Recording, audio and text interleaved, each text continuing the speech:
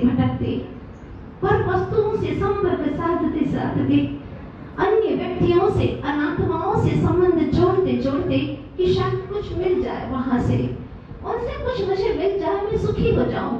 लेकिन ना, आज तक सुखी हुआ ही नहीं। पर से के संबंध से सुखी हो ही नहीं सकता। जितना पर का संबंध जोड़ेगा उतना ही कर्मों का बंध होगा, और जितना जितना कर्मों का बंध होगा उतना उतना दुख ही हाथ आएगा। आचार्य भगवान कहते हैं, कुंद कुंद स्वामी जैसे समय सार जैसा ग्रंथ लिखते हुए कहते हैं कि तू अपने भीतर में झांक, भीतर में झांक। तूने ही अपने ज्ञान को आवृत कर दिया है। पूज्यपाद महाराज कहते हैं, मोहेन संवृतं ज्ञानम स्वभावं लभते नहीं, मत्तः पुमान् पदार्थानां यथा मदन गोत्र वै।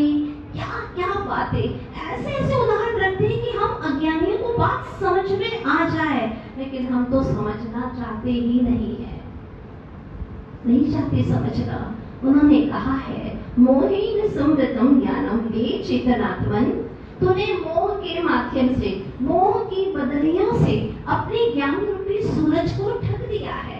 इसीलिए तो तेरे चेतन ग्रह में अंधेरा है, घोर अंधेरा है, मिथ्यात्व का घटाटोप अंधकार है, ऐसा घना अंधकार कि तुझे तेरा ही स्वरूप दिखाई नहीं देता,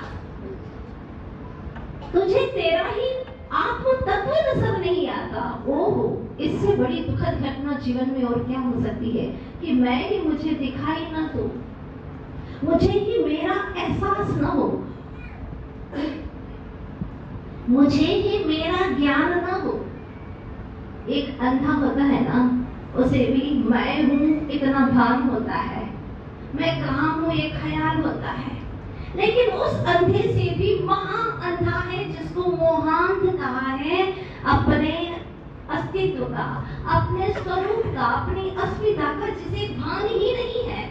चलता हूँ, उठता हूँ, बैठता हूँ, बोलता हूँ, सुनता हूँ, काम करता हूँ दुनिया भर का, लेकिन कौन कर रहा है ये मालूम ही नहीं है। कितनी दुखद घटना है। आज तक हमारे अपने जीवन की अनंत काल की दुखद घटना यही है कि मैं अपने आप को नहीं जानता, पहचानता ही नहीं हूँ। सोचिए ना, जब कोई व्यक्ति तुम्हारे सामने आए और तुम उसे ना पहचानो, जबकि तुम्हारा बहुत ज्यादा पहचाना था, वो कहता है जानो पहचानो, अरे तुमने मुझे नहीं पहचाना, मैं तुम्हारा बहुत करीब का और तुम पहचानते नहीं।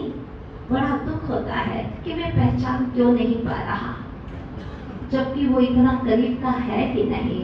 तू जितना तेरे करीब है चेतन, उतना और कोई करीब में हो ही नहीं सकता।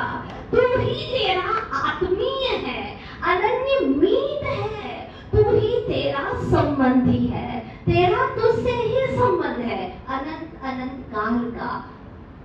और स्वयं का स्वयं से भला क्या संबंध, उसमें संबंध कारक तो होता ही नहीं। तेरा तेरे ही अनंत गुणों के साथ में अनंत काल से संबंध है, लेकिन जानते ही नहीं। हम अपनी कथा कभी करते ही नहीं, जबकि आत्मा की कथा इतनी सुंदर है, इतनी सुंदर है कि आचार्य कुंद कुंद स्वामी समय सार ग्रंथ राज में कहते हैं, समो संवत्त सुंदर और रोए।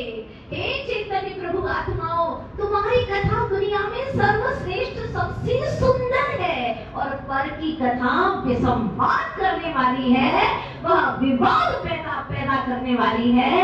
इसलिए पर की कथाएं मत करो, पर की कथा करोगे तो व्यथा उत्पन्न होगी, व्यथा होगी, और निज कथा करोगे तो व्यथाएं छूमंतर हो जाएगी। बताओ क्या चाहते हो तुम? दूसरों की कहानी सुनना बहुत अच्छा लगता है ना?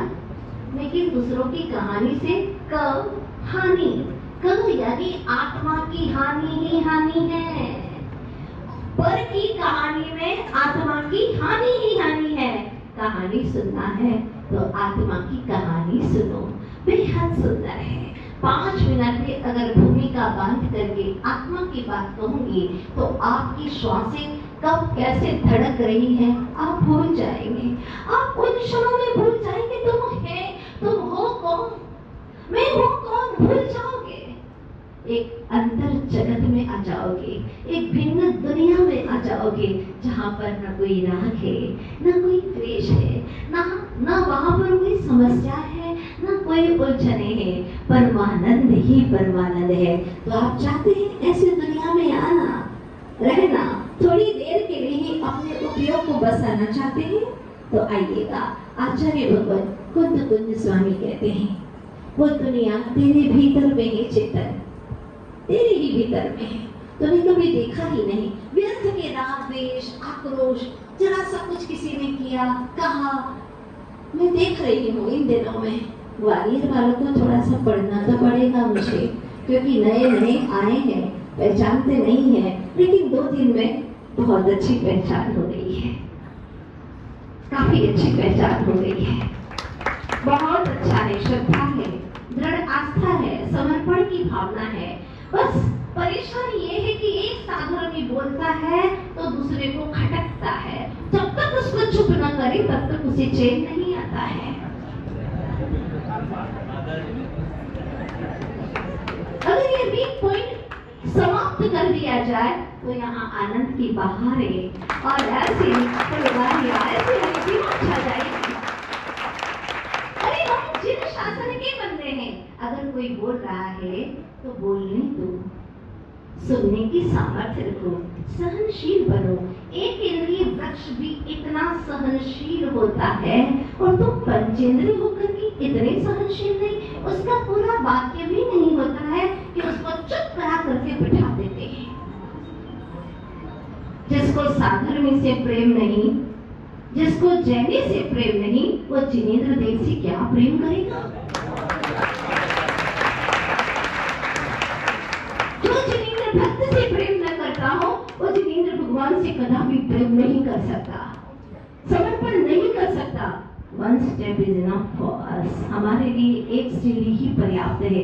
एक सीढ़ी चढ़ना शुरू कर दो, हर साधर्मी से प्रेम करो, वो जो कहे कहने दो, प्यार से देखो, मुस्कान दो उसे, तुम्हारी जिंदगी बदल जाएगी। उसकी बदले ना बदले तुम्हारी लाइफ तो बदल ही जाएगी। इतना सा वो जो कह रहा है अपनी दृष्टि से सही कह रहा है ना। हर व्यक्ति अपनी दृष्टि से सही कह रहा है। कहते हो अनेकांत में स्यादवाद बादशाह जिनवाणी माता की जय बोलते हैं ना आप लोग, जय तो बोलते हो।